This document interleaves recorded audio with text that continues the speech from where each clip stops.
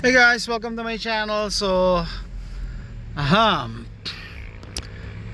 a few months ago, maybe 2 months ago, gumawa ako ng video kasi naligaw ako sa isang lugar na gumagamit ng blue light.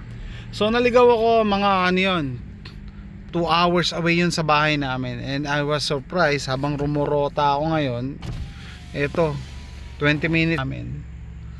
Ayan, 20 minutes lang sa bahay namin. School to. School. Harmony School. Blue light ang ginagamit nila. So, dun sa hindi nakakaalam, no, sabi nila, yung blue light daw, ginagamit daw yan sa mga delikadong lugar sa California, yung mga gang na lugar. Bakit? Para daw maging kalmado. So, meaning may effect yan sa emotion, sa mind. So, mind control. Okay? And kung i-research nyo, may mga lugar na pinagbawal na ang mga blue lights na lamppost, no? Kasi yan sa ano? Masama yan sa... Kaya nga ako, mag-vlog ako, lalabas ako dito. Masama yan sa mga ibon, no? And sa health mismo ng tao. Ayan, no?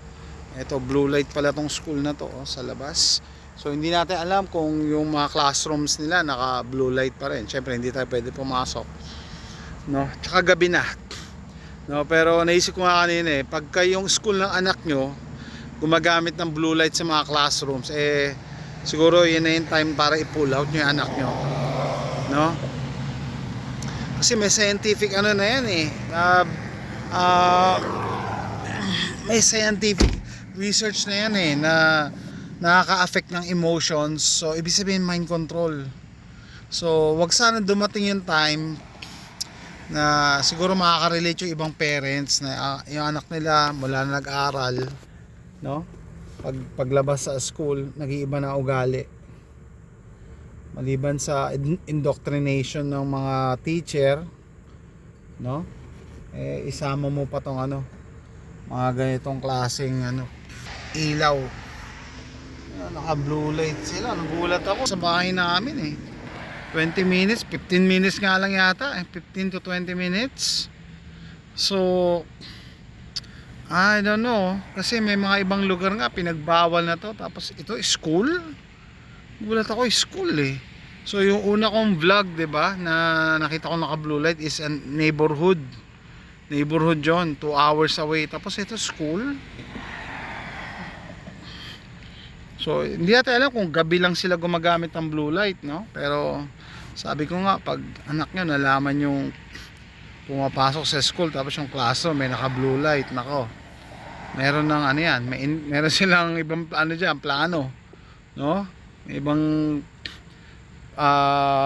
hangarin yung mga nasa likod nito, no? So yan, masama daw yan sa atin masama sa atin yan, masama sa katawan natin, sa mind. So I don't know, I'm really surprised and disappointed na school mismo gumagamit ng mind control technology. Putulin ko na yung video na to, no? Rorota pa ako. Time check, it's 10:08 PM, maga pa. Siguro uwi ako mga 12 midnight. See you next time, bye.